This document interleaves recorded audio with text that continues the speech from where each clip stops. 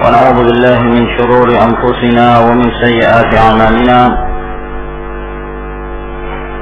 من يهده الله فلا مضل له ومن يضلل فلا هادي له. وأشهد أن لا إله إلا الله وحده لا شريك له، وأشهد أن محمدا عبده ورسوله.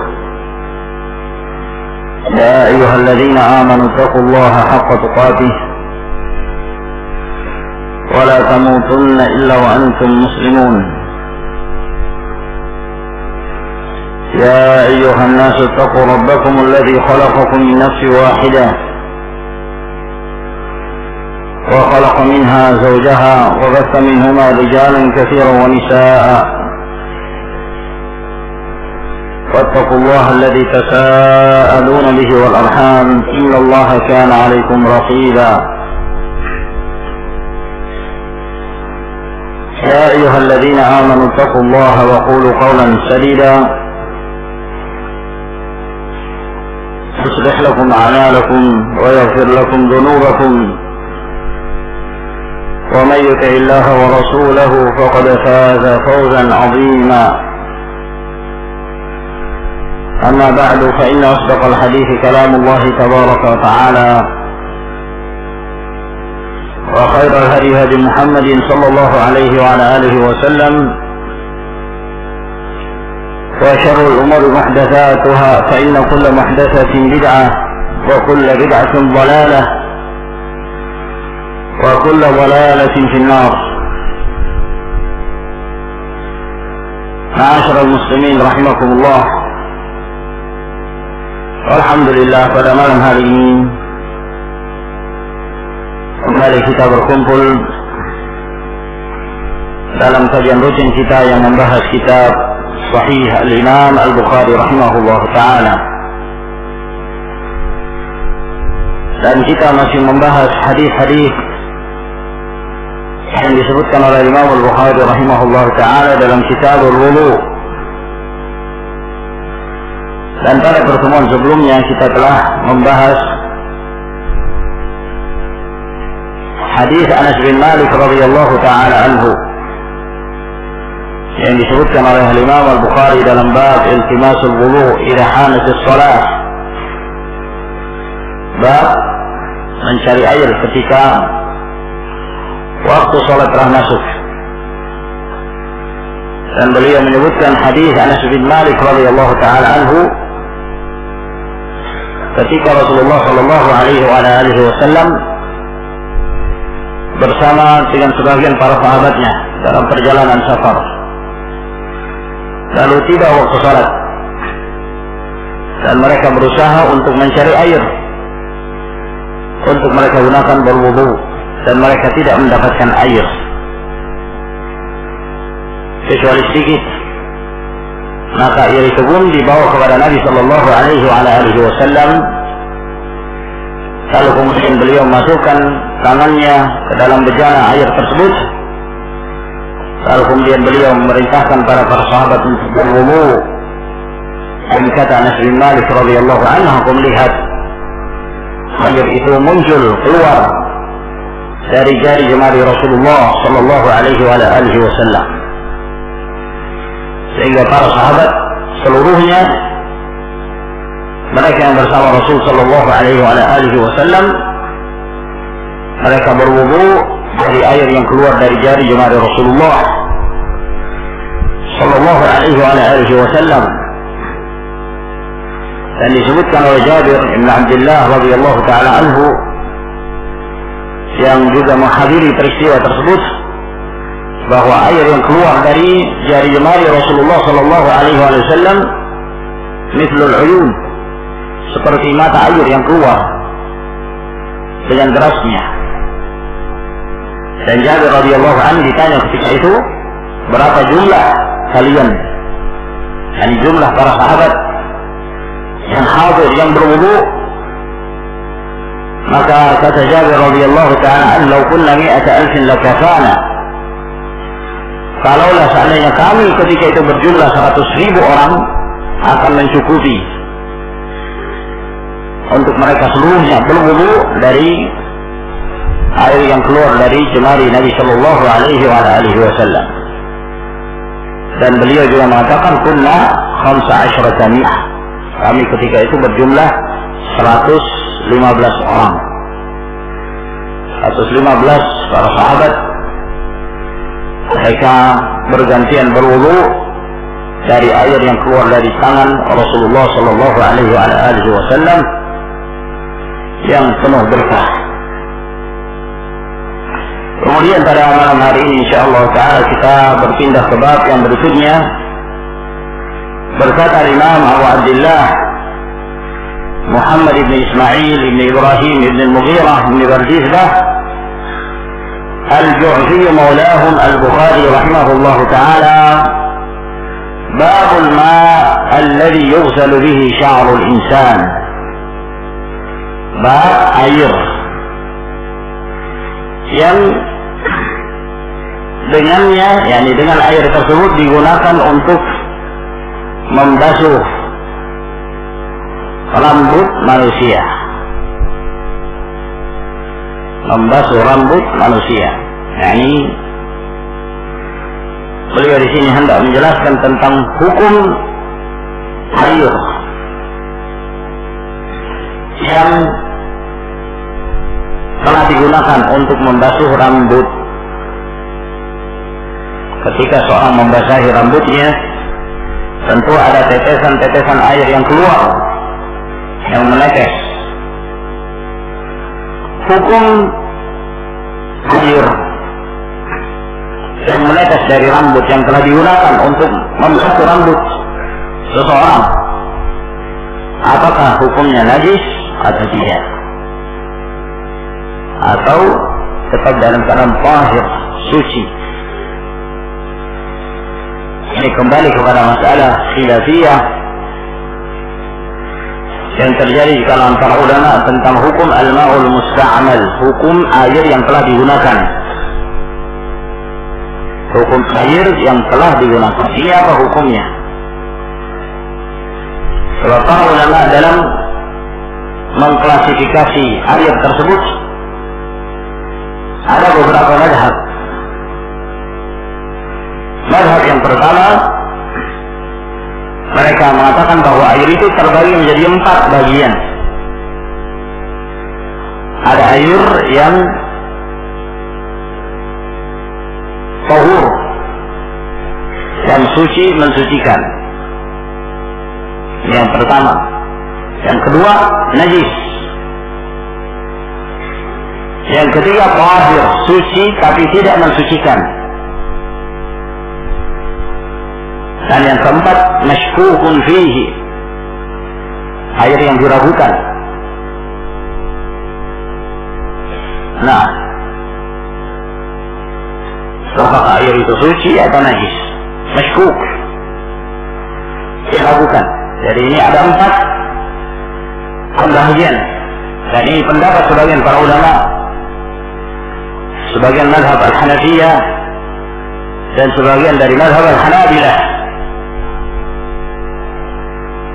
Pendapat yang kedua mengatakan bahwa air itu hanya terbagi menjadi 3 bagian. Yang pertama, tahur, dia suci dan mensucikan. Yang kedua, tahir, suci tapi tidak mensucikan. Dan yang ketiga, najis. Dan ini diriwayatkan dari Imam Syafi'i, Imam Ahmad. Pendapat yang ketiga mengatakan bahwa air itu terbagi hanya menjadi 2 bagian.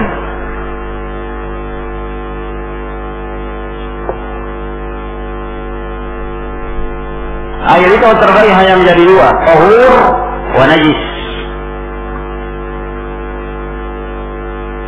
Bahwa air tersebut suci dan mensucikan. Kalau tidak suci dan mensucikan, maka dia najis. Maka ini pendapat yang diriwayatkan dari Imam Ahmad, Abu Hanifah, dan yang lainnya dari para fuqaha, dan yang dikuatkan oleh Syekhul Islam Ibnu Taimiyah rahimahullah ta'ala. Walhasil ini 3 khilaf yang terjadi di kalangan para ulama. Masing-masing mereka berusaha untuk mencari hujjah, berpegang kepada dalilnya. Namun kita tidak ingin membahas secara panjang lebar masing-masing dari dalil pendapat ini, dan kita menyebutkan bahwa pendapat yang lebih dekat Allah Ta'ala alam kepada al-haq, kepada kebenaran, dan itu yang didukung oleh dalil-dalil yang datang dari kitabullah dan dari sunnah Nabi Sallallahu Alaihi Wasallam adalah pendapat yang ketiga. Air itu terbagi hanya menjadi dua, tahur atau najis. Selama dia disebut air, apabila disebutkan air secara mutlak, maka air tersebut terbagi menjadi dua. Yang pertama tahur, suci dan mensucikan, dan yang kedua najis. Tidak ada pembagian yang ketiga yang disebut air suci namun tidak mensucikan. Tidak ada. Dan tidak dibangun di atas dalil yang sahih. Yang zahir Allah Ta'ala alam terbagi hanya menjadi dua. Selama air tersebut masih bersifat dan masih disebut sebagai air secara mutlak tanpa disandarkan pada sesuatu, maka sifatnya adalah tahur, suci dan mensucikan, dalam artian bisa digunakan untuk mandi atau berwudu dan yang semisalnya. Apakah itu air hujan, air sumur, air sungai, air laut, dan yang lainnya, termasuk diantaranya al-ma'ul musyammas, air yang terkena sinar matahari, maka hukumnya dia tahur, suci dan mensucikan. Allah Subhanahu wa Ta'ala berfirman menjelaskan tentang air hujan, wa anzalna minas sama'i ma'an tahura, dan kami menurunkan dari atas langit, dari awan, ma'an tahura, air yang tahur. Tahur maknanya adalah suci dan mensucikan. Dan Allah Jalla wa Ala berfirman, wa yunazzilu 'alaikum minas sama'i ma'an liyutahhirakum bih. Dan Allah Subhanahu wa Ta'ala menurunkan kepada kalian air dari langit untuk kalian menggunakannya untuk bersuci, untuk menyucikan kalian. Jadi kalian boleh menggunakan untuk bersuci, membersihkan diri dari hadas, dari najis. Dan Nabi alaihi salatu wassalam ketika beliau ditanya tentang air laut dalam hadis Abu Hurairah yang diriwayatkan oleh Ashabus Sunan dan yang lainnya, beliau mengatakan huwa tahur ma'uhu al-hillu maitatuh. Air itu suci dan mensucikan, air laut. Dan bahkan yang lebih menunjukkan kesuciannya, bangkainya pun halal. Maka ma'asyiral ikhwan rahimakumullah, selama dia disebut air, maka dia memiliki dua sifat ini. Yang pertama suci, dan yang kedua dia bisa digunakan sebagai alat untuk bersuci. Dia suci dan mensucikan. Apakah tercampur dengan sesuatu, misalnya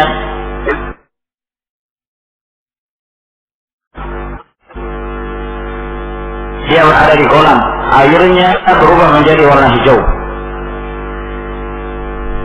disebabkan karena lumut dan yang semisalnya, maka itu tetap air, bisa digunakan bersuci, dan dia tetap berstatus sebagai air yang suci dan mensucikan. Kalau air dan kemudian ada campuran tepungnya, atau air tercampur sedikit teh sehingga berubah menjadi warna merah, maka selama dia disebut sebagai air tercampur dengan sesuatu yang suci, maka dia tetap memiliki sifat ini, suci dan mensucikan. Dan siapa yang mengeluarkan dari sifat ini dan mengatakan bahwa air yang bercampur dengan sesuatu yang suci, maka dia menjadi air yang suci tapi tidak mensucikan, maka hendaknya dia mendatangkan dalil Dan tidak ada dalil yang sahih dalam permasalahan ini. Wallahu ta'ala a'lam. Adapun apabila air tersebut terkena najis, maka dilihat apabila terjadi perubahan pada salah satu dari 3 keadaan, yaitu terjadi perubahan pada warnanya, rasanya, dan baunya. Apabila terjadi perubahan satu di antara 3 ini, maka air itu disebut air yang najis. Apabila ada najis yang jatuh ke dalamnya, lalu kemudian memberikan perubahan, terjadi perubahan warna, rasa, atau bau, maka air itu disebut air najis, sehingga tidak boleh digunakan untuk berwudu, bersuci, dan yang lainnya. Karena apabila ada air, lalu ada najis yang terjatuh ke dalamnya, namun tidak memberikan perubahan apapun, tidak memberikan perubahan dari salah satu dari 3 sifat tersebut, maka air itu tetap saja memiliki 2 sifat, suci dan mensucikan. Oleh karena itu Nabi SAW beliau mengatakan, "Jika kana al-ma'u qullatan lam yahmil al-khabath." Apabila air itu mencapai 2 qullah, biasanya dia tidak akan menyebabkan najis. Apabila ada najis yang terjatuh di dalamnya, disebabkan karena 2 qullah itu jumlahnya sangat banyak, sangat sulit untuk memberikan perubahan pada air tersebut menjadi najis, sehingga air tersebut bagaimana keadaannya apabila tidak terjadi perubahan dari salah satu dari 3 keadaan. Apabila ada najis yang jatuh ke dalamnya, maka dia tetap memiliki 2 sifat, suci dan mensucikan. Dan apabila memberikan perubahan, maka air itu menjadi najis. Jadi tidak ada sifat yang ketiga, dan ini yang zahir dari mazhab al-Imam Al-Bukhari rahimahullahu ta'ala. Dan beliau mengatakan bab air yang telah digunakan untuk mandi atau membasuh rambut manusia, air yang musta'mal, air yang telah digunakan, ini apa hukumnya? Maka kembali kepada permasalahan tadi bahwa air tersebut tetap memiliki 2 sifat, suci dan mensucikan. Apakah dia telah digunakan atau belum pernah digunakan? Ya, kalau misalnya soal berwudu, lalu kemudian air wudu tersebut tertampung di sebuah bejana atau yang semisalnya, lalu kemudian ada yang lain yang menggunakan, maka wudunya sah, tidak jadi masalah, sebab air tersebut tetap pada sifatnya bahwa dia suci dan mensucikan. Mereka yang membagi air menjadi 3 bagian, mereka mengatakan ini air sudah dipakai, sehingga hukumnya al-ma'ul musta'mal, air yang telah terpakai, maka dia suci namun tidak lagi mensucikan. Maka ini butuh dalil. Ini membutuhkan dalil untuk mengeluarkan sifat air dari sifat mensucikan, membutuhkan dalil yang sahih dari Nabi Sallallahu Alaihi Wasallam. Lalu beliau berkata rahimahullah ta'ala, wa kana 'ata'un la yara bihi ba'san ay yuttakhadha minha al-khuyut wal hibal. Dan adalah 'ata' beliau, Atha' bin Abi Rabah, beliau berpendapat tidak mengapa diambil dari rambut tersebut, ya, lalu dibuat jadi al-khuyut, dibuat jadi benang, wal hibal, jadi tali. Dahulu mereka, ya, mereka membuat tali, membuat benang itu dari rambut panjangkan, ya. Lalu kemudian kalau ada yang potong rambutnya, memendekkan rambutnya, maka rambutnya inilah dibuat jadi benang atau dibuat jadi tali, dikumpulkan tali yang tebal. Maka kata apa? radhiyallahu ta'ala anhu tidak mengapa. Boleh yang demikian. Nah, yang biasanya itu rambut dikumpulkan di Mina. Dan Atha bin Abi Rabah radhiyallahu ta'ala anhu beliau berbicara tentang rambut-rambut yang dicukur di Mina. Ada yang mengumpulkan rambut tersebut lalu kemudian mereka memanfaatkannya untuk dibuat menjadi tali atau menjadi benang. Kata beliau la ba'sa. Yang demikian tidak mengapa.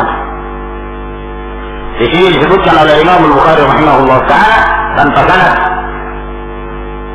Namun Al-Hafidz Ibnu Hajar rahimahullah menjelaskan bahwa riwayat ini telah disambung dalam riwayat yang lain yang disebutkan oleh Muhammad bin Ishaq Al-Fatihi dalam Akhbar Makkah, dan Al-Hafidz mengatakan sanad dari riwayat ini adalah sanad yang sahih.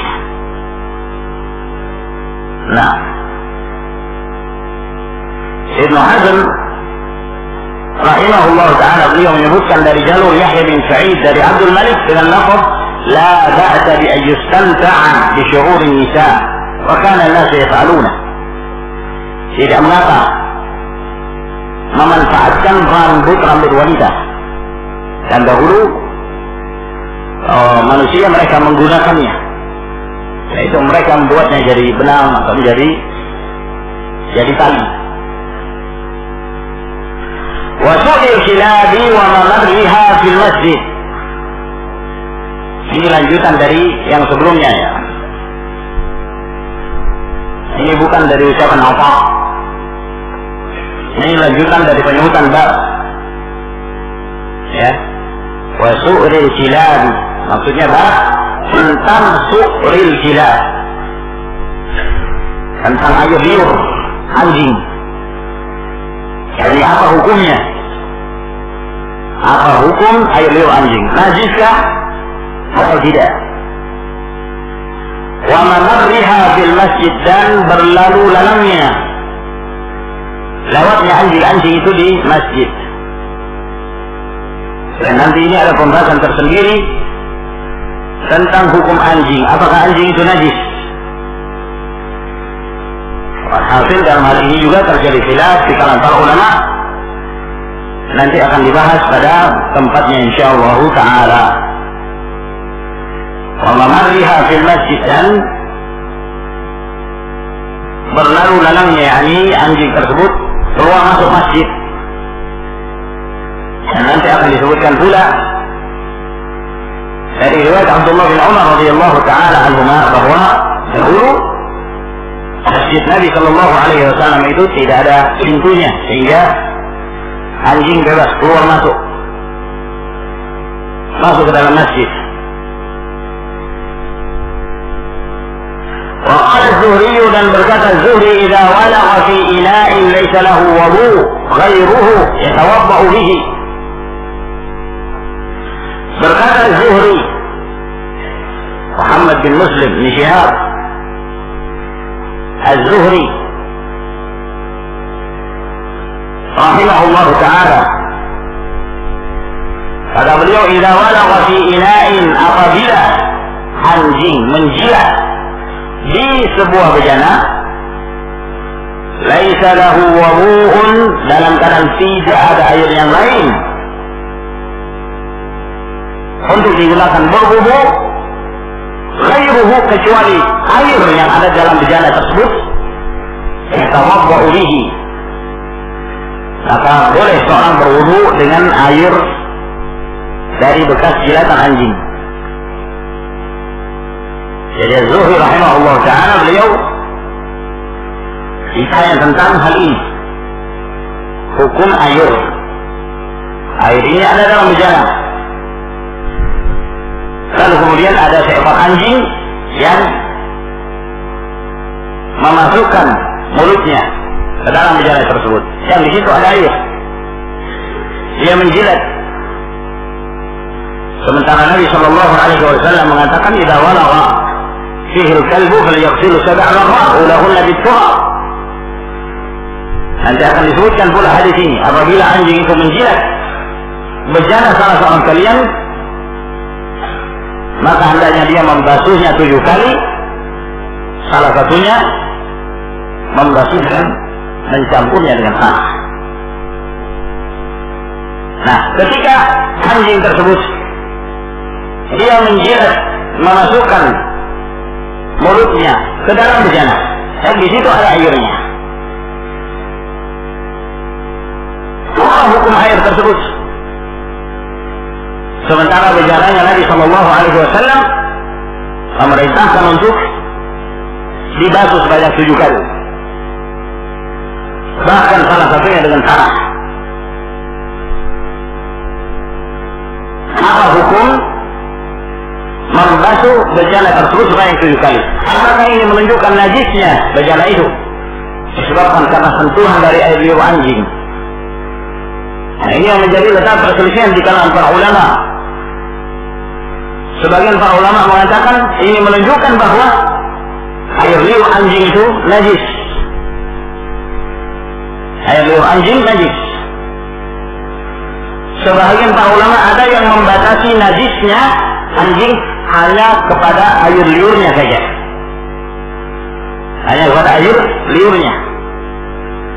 Sebagian para ulama lagi ada yang mengatakan air liur itu kan sudah berpengaruh ke seluruh tubuh, sehingga kadang menjadi keringat anjing, ya, sehingga seluruh tubuh anjing pun najis. Dan sebagian lagi mengatakan bahwa diperintahkannya untuk mencuci bejana sebanyak 7 kali, dan salah satunya dengan tanah, itu tidak menunjukkan najisnya anjing. Tidak menunjukkan najisnya anjing. Ini nanti permasalahan insyaallah ta'ala kita akhirkan pada saat kita membahas hadis tentang menjilatnya anjing ke sebuah bejana. Mana yang rajih dari pendapat ini? Namun yang ingin kita sebutkan di sini adalah menjelaskan perkataan Az-Zuhri rahimahullah ta'ala, bahwa Az-Zuhri beliau menjelaskan tentang hukum air yang ada di dalam bejana bekas jilatan anjing. Itu apa hukumnya? Kata beliau, kalau tidak ada air yang lain, maka silahkan dia berwudu dengannya. Berarti yang zahir dari pendapat Az-Zuhri rahimahullah ta'ala, beliau berpendapat bahwa air bekas jilatan anjing hukumnya bukan najis. Hukumnya bukan najis. Silakan berwudu dengannya. Ya tawaffa'u bihi. Perbolehkan berwudu. Dan ini sekali lagi masalah khilafiyah yang nanti akan kita sebutkan. Wa qala Sufyan, dan berkata Sufyan, yakni Sufyan Ats-Tsauri rahimahullah ta'ala, beliau berkata ketika mengomentari perkataan Az-Zuhri ini, kata beliau, hadzal fiqhu bi'ainihi. Ini adalah fikih yang sebenarnya. Yani beliau memuji pendapat dan ijtihad dari Al-Imam Az-Zuhri rahimahullah ta'ala. Yaqulu Allah ta'ala, sebab Allah Subhanahu wa ta'ala berfirman, "Falam tajidu ma'an fatayammamu." Apabila kalian tidak mendapatkan air, maka silakan kalian bertayamum. Wa hadza ma'un, sedangkan air bekas jilatan anjing itu air namanya. Allah Subhanahu wa ta'ala membolehkan seorang untuk bertayamum kalau sudah tidak ada air. Nah, ini ada air, hanya bekas jilatan anjing, tapi itu air namanya. Bagaimanapun juga tetap disebut ma'un, air. Maka kata Sufyan Ats-Tsauri, ada ma', ini air. Nah, ini air. Maka Sufyan Ats-Tsauri memberi pujian kepada Zuhri rahimahullah ta'ala. Wa bin nafsi minhu syai'un yatawadda'u bihi wa yatayammam. Namun ternyata Sufyan Ats-Tsauri rahimahullah ta'ala beliau masih ragu tentang pendapat Az-Zuhri. Beliau tidak setuju 100%. Sehingga kata beliau, wa bin nafsi minhu syai', adapun pada diri saya dari pendapat ini ada sedikit permasalahan, sehingga beliau mengatakan yatawadda'u bihi wa yatayammam. Sehingga menurut Sufyan Tsauri bahwa seorang apabila dia tidak mendapati air kecuali air bekas jilatan anjing, kata Sufyan Tsauri, dia berwudu lalu bertayammum. Jadi menggunakan dua cara bersuci, wudu kemudian tayammum. Nah, wallahu ta'ala alam. Walhasil pendapat Sufyan Tsauri lebih fihi syai' daripada pendapat Az-Zuhri. Pendapat Sufyan Tsauri lebih bermasalah daripada pendapat Az-Zuhri. Adapun pendapat Al-Imam Az-Zuhri rahimahullah ta'ala, dia secara zahir sejalan dengan ayat falam tajidu ma'an fatayammamu. Kalian tidak mendapati air maka tayammum. Ya, dan ini ada air, berarti yang diperintahkan adalah berwudu. Ya, dan apabila seorang telah berwudu maka sudah cukup. Ya, Allah Subhanahu wa ta'ala tidak memberikan beban pada seorang hamba untuk menggunakan dua alat untuk bersuci, wudu dan tayammum. Membutuhkan dalil bagi seorang menggabungkan antara wudu dengan tayammum ini. Nah, adapun pendapat Sufyan Tsauri berwudu kemudian tayammum, maka ini iskal. Ya, justru menimbulkan permasalahan. Wallahu ta'ala a'lamu bis-shawab. Oleh karena itu Syekhul Islam Ibn Taimiyah rahimahullah ta'ala beliau menjelaskan bahwa termasuk di antara kaidah yang bermanfaat, yang berfaedah, bahwa Allah Subhanahu wa ta'ala la yujib 'ala al-'abdi ibadatan marratayn. Bahwa Allah Subhanahu wa ta'ala tidak mewajibkan atas hambanya melakukan ibadah dua kali. Kalau sudah sekali cukup. Kalau sudah sekali cukup. Kalau dia sudah mengerjakan salat zuhur sudah cukup. Yang berikutnya adalah sunnah, nafilah. Allah Subhanahu wa ta'ala tidak pernah mewajibkan untuk mengerjakan salat zuhur dua kali. Salatul asar dua kali. Maka demikian pula dalam hal bersuci dengan berwudu sudah cukup, insyaallah ta'ala. Ya, barang siapa yang menambah lagi dengan tayammum, maka ini membutuhkan dalil. Dan Sufyan Tsauri rahimahullah ta'ala membangun pendapatnya tersebut dibangun di atas keraguan beliau tentang hukum air yang terdapat dalam bejana bekas jilatan anjing. Lalu berkata Imam Al-Bukhari rahimahullah ta'ala, haddatsana Malik ibn Ismail, telah memberitakan kepada kami Malik bin Ismail Abu Ghassan. Beliau berasal dari Kufah. Qala haddatsana Israil, beliau berkata telah memberitakan kepada kami Israil bin Yunus bin Abi Ishaq As-Sari'i. Beliau juga berasal dari Kufah. An Asim, dari Asim bin Sulaiman Al-Ahwal Abu Abdurrahman, beliau berasal dari Basrah. An Ibn Sirin, dari Ibn Sirin Muhammad bin Sirin Al-Ansari Abu Bakar,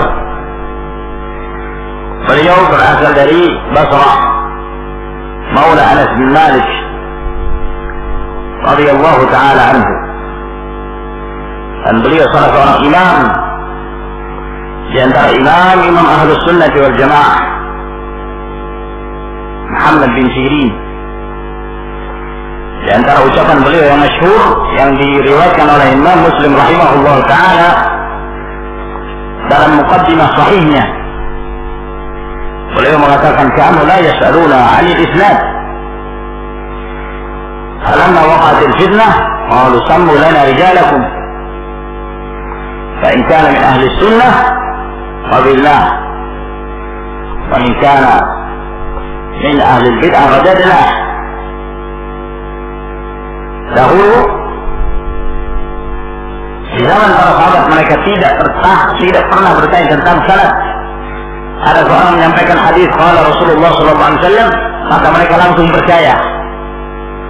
Ini sebelum bermunculannya fitnah dan bid'ah.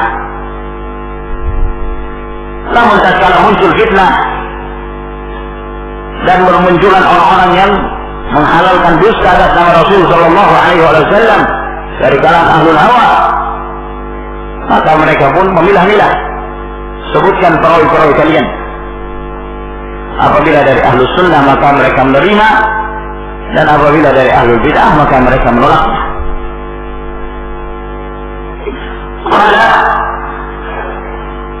Beliau berkata, qultu li Abidah, aku berkata kepada Abidah bin Amr Salman rahimahullah ta'ala, indana min sya'ri Nabi sallallahu alaihi wa alihi wa sallam asabnahu min qibali Anas atau min qibali ahli Anas. Kata Muhammad bin Sirin, kami memiliki sebagian dari rambut Nabi sallallahu alaihi wasallam, kami mendapatkannya dari Anas bin Malik. Sebab Anas terakhir beliau tinggal di Basrah. Dan Muhammad bin Sirin ini adalah bekas budaknya Anas bin Malik radhiyallahu anhu. Kami mendapatkannya dari Anas atau dari keluarga Anas. Dari keluarga Anas. Faqala, maka berkata Abidah rahimahullah, la an takuna indi sya'ratun minhu ahabbu ilayya min ad-dunya wa ma fiha. Aku memiliki rambut, yang itu rambutnya Nabi sallallahu alaihi wasallam, lebih aku sukai daripada dunia dan segala isinya. Aku memiliki satu helai rambut, yang itu rambutnya Rasulullah sallallahu alaihi wasallam, lebih aku sukai daripada dunia dan segala isinya. Nah, di dalam riwayat ini menunjukkan bahwa para sahabat, demikian pula tabi'in, mereka bertabarruk dengan bekas-bekas peninggalan Rasulullah sallallahu alaihi wasallam. Dari rambut Nabi sallallahu alaihi wasallam, mereka mengumpulkannya. Ya, apa yang mereka ketahui dari bekas-bekas peninggalan Rasulullah sallallahu alaihi wasallam. Biasanya mereka menggunakan untuk mengambil barakah darinya. Sekarang digunakan untuk pengobatan. Misalnya rambut tersebut dicampur, dimasukkan ke dalam air, lalu kemudian diaduk dan diminumkan kepada orang sakit. Maka dengan izin Allah Subhanahu wa ta'ala, orang yang sakit ini sembuh. Dan yang demikian boleh. Nabi sallallahu alaihi wasallam membiarkan para sahabat mengambil sisa-sisa dari jasad beliau alaihi salatu wassalam. Oleh karena itu para ulama menjadikan ini sebagai dalil bolehnya mengambil berkah dari bahagian tubuh Nabi sallallahu alaihi wasallam. Dalam hadis Sa'd bin Sa'd as-Sa'idi rahimahullah ta'ala wa radiyallahu ta'ala anhu, ketika Rasulullah sallallahu alaihi wasallam mengumumkan untuk memberikan bendera dalam peristiwa perang Khaybar, lalu beliau berikan kepada Ali bin Abi Thalib radhiyallahu ta'ala anhu, dan ketika itu Ali bin Abi Thalib dalam keadaan sakit mata. Maka Nabi sallallahu alaihi wasallam meludahi kedua mata Ali bin Abi Thalib, dan seketika itu juga sembuh. Bapak lam yakun bi wajah,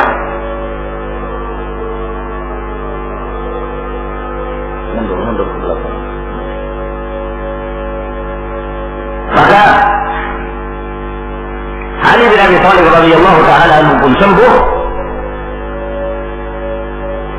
seakan-akan tidak pernah sakit sebelumnya. Seakan-akan tidak pernah sakit sebelumnya. Nah, maka ini Rasulullah Shallallahu Alaihi Wasallam dengan ludahnya. Dalam riwayat Al-Imam Al-Bukhari rahimahullah taala dari hadis Abu Juhaifah radhiyallahu taala anhu, kata beliau, kharaja alaina Rasulullah sallallahu alaihi wasallam bil hajrah fa utiya bi wudu'in fatawadda. Suatu ketika Nabi sallallahu alaihi wasallam keluar bersama kami di siang hari terik, yakni di waktu zuhur. Lalu dibawakan pada beliau air wudu dan beliau pun berwudu. Faja'ala an-nas ya'khuduna min wudu'ihi, nah, min fadli wudu'i fayatamassahuna bihi. Maka kaum muslimin ketika mereka melihat Nabi sallallahu alaihi wasallam berwudu, maka mereka berlomba-lomba mengambil bekas wudunya Nabi sallallahu alaihi wasallam dan mereka mengusapkan ke tubuh-tubuh mereka. Mereka mengusapnya ke tubuh-tubuh mereka. Dalam riwayat yang lain yang diriwayatkan pula oleh Imam Al-Bukhari, ma tanakhama Rasulullah sallallahu alaihi wasallam nukhamatan illa waqad fi kaffi rajul fadalaka biha wajhahu wa jildahu wa idza tawadda'a kanu yaqtatiluna ala wudu'ihi sallallahu alaihi wasallam. Tidaklah Nabi sallallahu alaihi wasallam mengeluarkan dahak, melainkan dahak tersebut jatuh ke tangan salah seorang sahabat, lalu dia membasuh ke wajahnya dan ke kulitnya. Dan apabila Nabi sallallahu alaihi wasallam berwudu, maka para sahabat mereka berdesakan untuk mengambil sisa wudunya Nabi sallallahu alaihi wasallam. Dan masih banyak lagi riwayat-riwayat yang lain yang menunjukkan bahwa para sahabat mereka mengambil berkah dari peninggalan, dari sebagian dari athar Rasulullah sallallahu alaihi wasallam. Dan ini ma'asyiral ikhwan rahimakumullah merupakan kekhususan Nabi sallallahu alaihi wasallam. Dan ini adalah jasadul anbiya, sebab beliau adalah seorang rasul. Dan jasad-jasad para nabi dan rasul adalah jasad-jasad yang memiliki berkah. Jasad-jasad yang memiliki berkah, sehingga tidak boleh dikiaskan dengan selain Rasulullah sallallahu alaihi wasallam. Oleh karena itu merupakan kekeliruan dan merupakan kesalahan sebagian mereka, terkhusus dari kalangan at-turuq sufiyah, yang bersikap hulu, berlebih-lebihan terhadap pimpinan-pimpinan mereka. Orang-orang yang mereka anggap sebagai kiai, sebagai habaib, sebagai guru dan yang lain sebagainya. Lalu mereka bertabarruk dari jasadnya dengan mengkiaskan perbuatan para sahabat kepada Rasulullah sallallahu alaihi wasallam. Dan ini tidak diperbolehkan kiaskan. Berbeda antara jasad Nabi dengan jasad selain Nabi. Dan ini adalah perbuatan yang batil, tidak diperbolehkan sama sekali. Mengambil bekas tertentu dari seorang kiai misalnya, pertama hafalannya lamban, datang ke kiainya, maka kiainya mengeluarkan dahak, lalu disuruh muridnya untuk membuka mulutnya, lalu diludahi, masukkan dahaknya. Nah, ya, lalu dianggap bahwa ini penguat hafalan. Ya, katanya orang Sulawesi, baratkah. ada berkahnya. Ya, dan ini kejadian. Nah, kalau gurunya jalan, mereka naruh sorban di bawahnya, taruh serban, taruh kopiah, supaya kopiah yang diinjak oleh gurunya ini ada berkahnya. Nah, dan ini merupakan bentuk hulu terhadap orang-orang yang dianggap saleh. Itu pun kalau saleh. Dan ini masyaallah rahimakumullah juga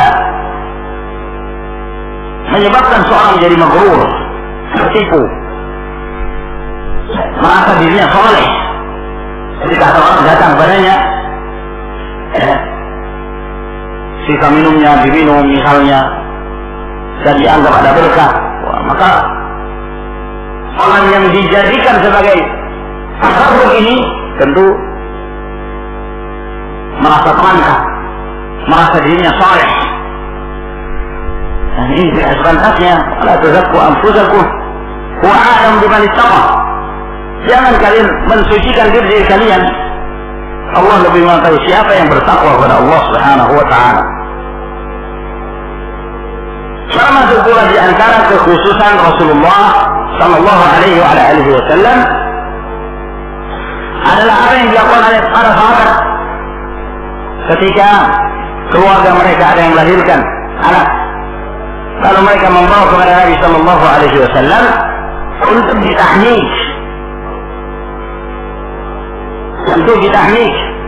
Nabi sallallahu alaihi wasallam mengambil kurma, lalu beliau masukkan ke dalam mulutnya, mentahnik, lalu ditahnik, yakni seorang anak yang baru lahir. Ini merupakan kekhususan Rasulullah sallallahu alaihi wasallam. Tidak boleh dikiaskan kepada orang-orang dianggap saleh dari kalangan ustaz, kiai, dan semisalnya, lalu dianggap ada berkah.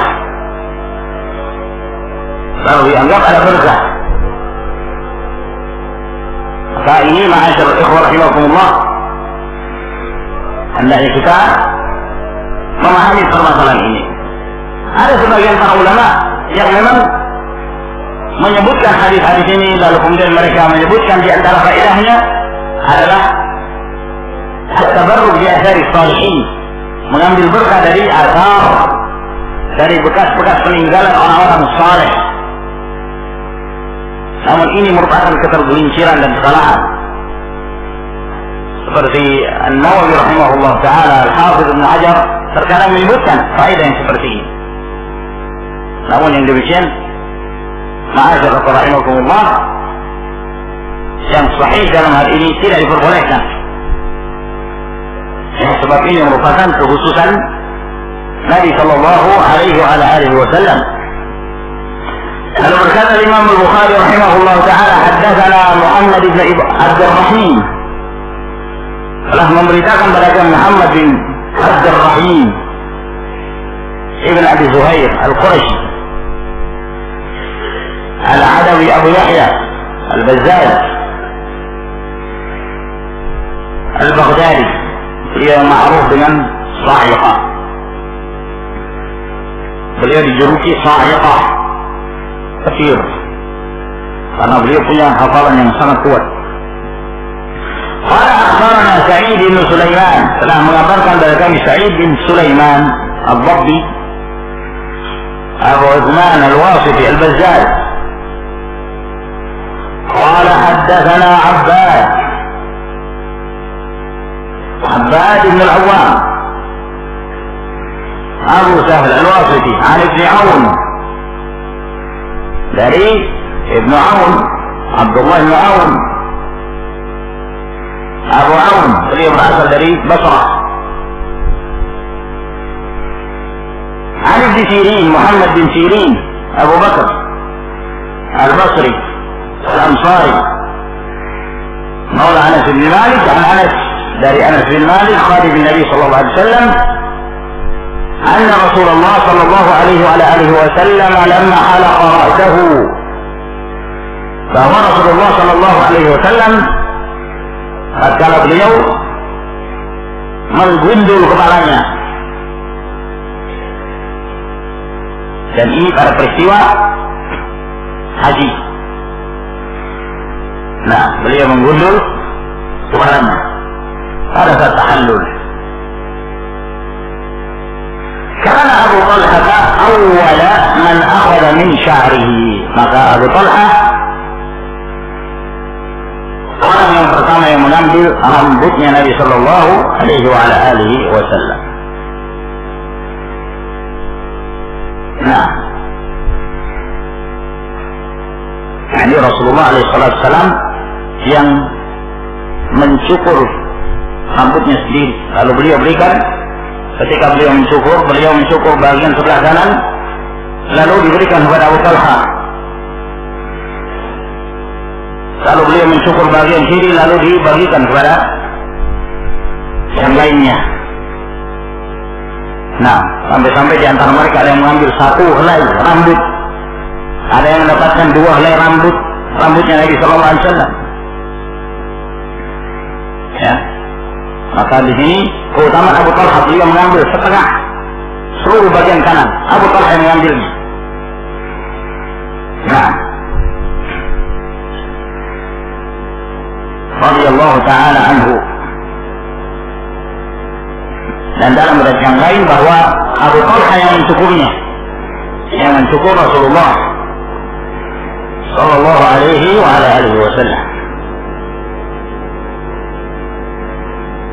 Maka ini juga menunjukkan bolehnya tabarruk, dan Nabi sallallahu alaihi wasallam memberikan. Jangan sampai ada yang mengatakan bahwa ini sunnah.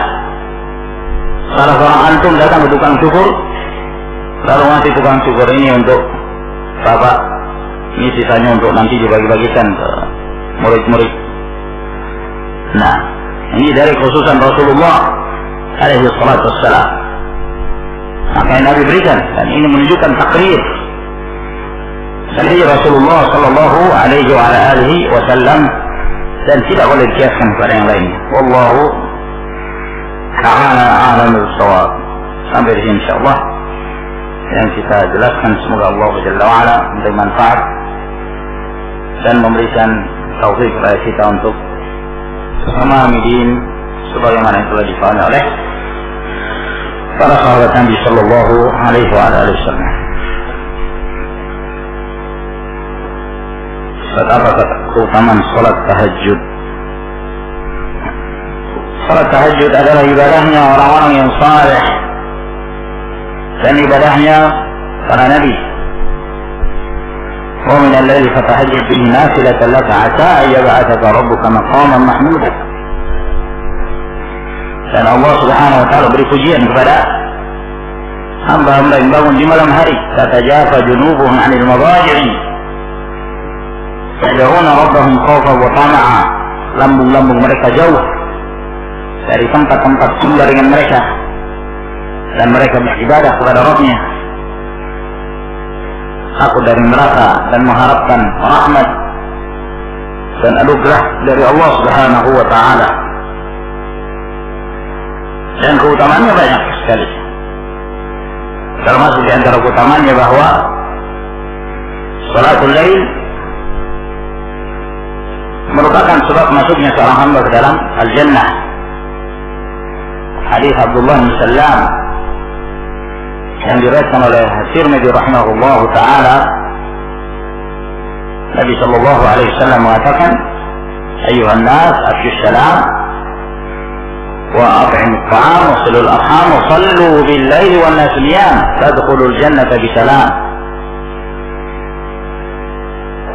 Wahai sekalian manusia, sebarkanlah salam, berilah makan, sambung silaturahim, dan salatlah di malam hari ketika manusia tidur. Kalian akan masuk ke dalam al-jannah. Kalian akan masuk ke dalam al-jannah. Dan Nabi sallallahu alaihi wasallam mencela seorang, dahulu dia rajin mengerjakan salatul lail, lalu dia meninggalkannya. Dalam hadis Abdullah bin Amr bin Al-As, "La taqum mithla fulan, kana yaqumul lail, thumma taraka qiyamal lail." Jangan kalian seperti si fulan, kemudian rajin mengerjakan salatul lail, lalu dia meninggalkan salatul lail. Yang terbaik seorang semampunya namun yang dibutuhkan adalah al-mudawamah wal istimrar, berkesinambungan. Dalam hadis Aisyah Nabi sallallahu alaihi wasallam ya disebutkan oleh Aisyah, kana ahabbud din ilaihi adwamu wa inqal, amalan yang paling dicintai oleh Nabi sallallahu alaihi wasallam adalah yang sedikit namun rutin, berkesinambungan. Ahabbul amali ila Allah adwamu wa inqal, amalan yang paling dicintai Allah Subhanahu wa taala meskipun sedikit namun rutin, berkesinambungan. Dan ketika Jibril alaihissalam menyampaikan wasiat kepada Rasulullah sallallahu alaihi wasallam dalam riwayat Ibnu Majah dan yang lainnya, di antara ucapan Jibril, wa'alam anna syarafal mu'min qiyamuhu bil-lail, tahuilah bahwa kemuliaan seorang mukmin adalah menegakkan qiyamul lail. Pun terbaik seorang membagi malam tersebut, ada bagian untuk beristirahat, ada bagian untuk keluarga, dan ada bagian untuk Rabbnya. Jam berapa waktu yang tepat mengerjakan sholat tahajud? Kapan saja. Dimulai dari setelah Isya dan sebelum berakhirnya malam, sebelum masuk waktu fajar.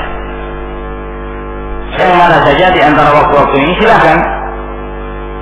Namun yang paling afdal adalah sepertiga malam terakhir. Sepertiga malam terakhir. Dan ini adalah merupakan waktu turunnya Allah Subhanahu wa taala ke langit dunia. Lalu kemudian Allah menawarkan pada hamba-hambanya, siapa yang meminta akan dikabulkan. Siapa yang memohon ampun maka akan diampuni dosa-dosanya. Siapa yang berdoa maka akan dikabulkan. Namun apabila seorang merasa kesulitan, khawatir jangan sampai dia tidak mampu bangun di malam hari atau di akhir malam, maka dia awalkan. Ya, misalnya mendahulukan salat al-witr, sebagaimana wasiat Rasulullah sallallahu alaihi wasallam kepada Abu Hurairah dan kepada Abu Darda. Di antara yang dikatakan oleh Abu Hurairah, wa an utira qabla an anam. Di antara wasiat Rasul sallallahu alaihi wasallam agar saya mengerjakan salat witir sebelum saya tidur. Dan bagaimana jika saya salat tahajud, saya ketiduran, jika duduk tahiyat akhir, apakah salat saya batal atau harus mengulangnya? Bukan hanya salat yang batal, tapi wudunya juga batal. Apabila seorang dalam salatnya lalu kemudian dia pada tahiyat akhir dia tertidur, apalagi kalau sampai bermimpi, dia sholat, dia merasakan dirinya seperti di pinggir laut. Maka ini bukan hanya membatalkan sholat, tapi juga membatalkan wudu. Membatalkan wudu. Apabila seorang dalam keadaan kantuk yang sangat, jangan dia memaksa dirinya. Hadis dalam riwayat Imam Bukhari, hadis Aisyah radhiyallahu anha, kata Nabi sallallahu alaihi wasallam, "Jika shalla ahadukum wa huwa na'isun falyarqud hatta yadhhab 'anhu an-nawm. Fa innahu idza shalla wa huwa na'isun la'allahu la yadri yadhhab yastaghfir rabbahu fa yusubbu nafsahu." Apabila salah seorang kalian salat dan dia mengantuk, segera tidur, istirahat sampai rasa kantuk itu hilang. Sebab jangan sampai dia mengerjakan sholat dalam keadaan mengantuk, dia ingin beristighfar, ternyata dia mencela dirinya sendiri. Namanya orang ngantuk, ucapannya tidak karuan ya, seperti orang dalam keadaan mabuk. Sehingga dia istirahat, jangan dia memperbaiki diri. Nah, asal ini jangan dijadikan sebagai satu kebiasaan. Setiap subuh ngantuk terus. Bangunnya di waktu duha. Maka ini malas, karena syaitan kencing di telinganya. Ya. Namun kadang-kadang mungkin ada sebab tertentu, dia letih. Ya. Dia lelah. Maka dia istirahatkan dirinya sampai rasa kantuk itu hilang, lalu kemudian dia sholat. Ketika Rasulullah SAW suatu hari masuk ke dalam masjid, sebutkan dalam riwayat Imam Bukhari, beliau melihat ada tali terpasang di antara dua tiang. Kata beliau, apa ini? Tali apa ini?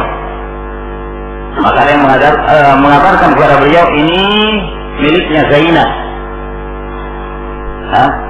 Miliknya Zainab. Dia sholat di sini. Idza khatarat ta'allaqat bihi. Kalau dia dalam keadaan malas atau ngantuk, maka dia bergantung. Jadi tetap berdiri kalau sholat, bergantung. Memaksakan diri untuk sholat. Kata Nabi Sallallahu Alaihi Wasallam, liyusalli ahlukum nasyata. Hendaknya salah seorang kalian sholat itu dalam keadaan semangat. Ya. Nah, dan apa? Dia pun sehingga kalau dia mengantuk dia istirahat. Jangan membebani diri. Allahul musta'an. Bagaimana hukumnya seorang dengan sengaja selalu motong jenggotnya dengan alasan gatal? Bagaimana akibatnya bila mana dia meninggal dunia padahal dia sholat dan melaksanakan ibadah lainnya? Ya, batasnya. Nah, gatal hanya cari-cari alasan. Dan ini termasuk di antara kabair, perbuatan dosa besar. Sebab Nabi Sallallahu Alaihi Wasallam mengatakan khaliful musyrikin, juzul syawari wa auful liha. Dalam berat yang lain wa auful liha. Jadi sinilah orang-orang musyrik. Hendaknya kalian memangkas kumis kalian dan membiarkan jenggot-jenggot kalian. Dalam riwayat Bukhari dari hadis Abdullah bin Umar, tidak dalam riwayat Imam Muslim. Perintah untuk membiarkan. Nah, maka melanggarnya adalah perbuatan haram. Tidak diperbolehkan, dan ini perhiasan seorang lelaki. Perhiasan seorang lelaki. Oleh karena itu sebagian para ulama mengatakan orang yang mencukur jenggotnya, yang mencukur habis, dia menyerupai, bukan hanya menyerupai orang-orang musyrik, tapi juga menyerupai wanita. Tapi juga menyerupai wanita. Allahumma musta'an.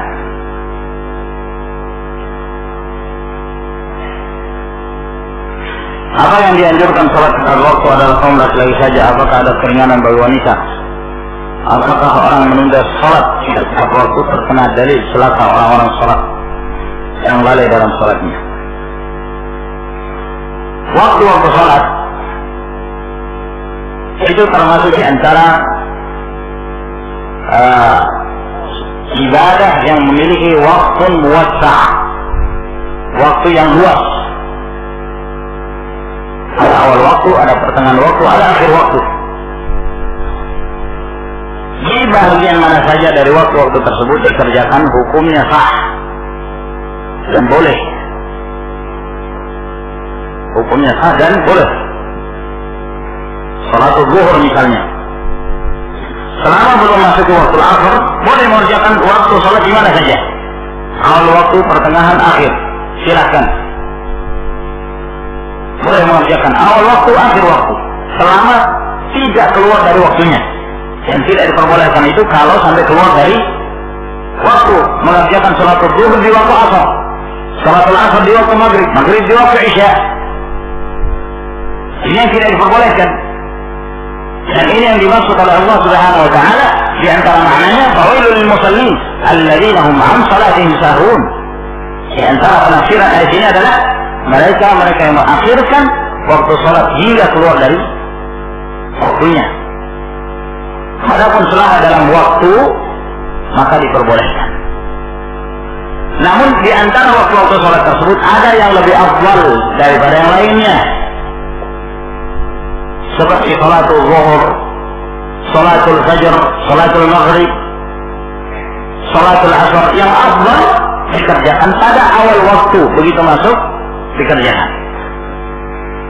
Adapun waktu isya yang afdal diakhirkan. Di akhir waktu itu lebih afdal daripada dikerjakan di awal waktu. Namun ini semua ma'asyar ikhwan rahimakumullah tentu berbeda keadaan antara kaum lelaki dan wanita. Adapun kaum lelaki menyesuaikan kondisinya dengan salatul jamaah. Menyesuaikan kondisi dengan salat al-jamaah. Di antara yang disenangi oleh Nabi Sallallahu Alaihi Wasallam kata Jabir, "Kana yuhibbu al-akhir min al-isya." Beliau senang mengakhirkan salat isya. Namun beliau melihat kondisi jamaah. Jika ra'ahum istama'u ajjalah. Wa idza ra'ahum ta'akharu akhar. Wa idza ra'ahum abta'u akhar. Apabila Nabi Sallallahu Alaihi Wasallam melihat jamaah mereka sudah berkumpul, maka beliau segerakan salat isya di awal waktu. Namun kalau beliau melihat mereka mengakhirkan lambat, maka Rasul Sallallahu Alaihi Wasallam mengakhirkan salat isya. Jadi menyesuaikan dengan kondisi salatul jamaah. Seseorang tidak diperbolehkan meninggalkan salatul jamaah dengan alasan mau mengerjakan salat di akhir waktu. Nah, inilah yang membedakan antara laki-laki dan wanita. Adapun wanita mereka mengerjakan di rumah. Sehingga seorang wanita mengerjakan di waktu mana saja silakan, karena dia mengerjakan di rumah. Ini ada kewajiban dia untuk mengerjakan salatul jamaah di masjid. Ini yang membedakan. Namun tetap saja yang afdal di awal waktu, dan kecuali salatul isya yang afdal dikerjakan pada akhir waktu, kecuali salatul asar. Salatul asar tidak sepantasnya bagi seorang mengakhirkan waktu salat hingga mendekati waktu maghrib. Bahkan Nabi Sallallahu Alaihi Wasallam menyebutnya sebagai salatul munafik. Jika salatul munafik terus ditunggu sampai mendekati terbenamnya matahari, matahari telah memerah, lalu kemudian dia mengerjakan salat dalam keadaan tidak tumakninah, maka ini salatnya munafik.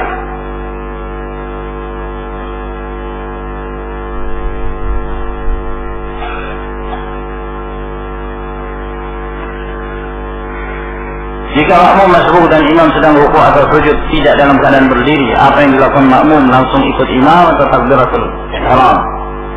Dan posisi tangan di mana? Dalam hal ini, ma'asyiral rahimakumullah, apabila seorang masbuk datang, yang paling pertama baginya adalah takbiratul ihram. Karena takbiratul ihram itu adalah pembuka salat. Takbiratul ihram pembuka salat. Maka dia takbir dulu. Setelah dia takbir, lalu kemudian dia takbir intiqal untuk mengikuti gerakan di mana imam berada. Ya. Apabila imam tidak dalam kondisi berdiri, maka tidak perlu sedekap. Tidak perlu takbir lalu kemudian bersedekap, langsung mengikuti imam dalam kondisinya. Wallahu ta'ala a'lam bishawab. Sampai di sini insyaallah. Wa akhiru da'wana alhamdulillahirabbil alamin. Assalamualaikum warahmatullahi wabarakatuh.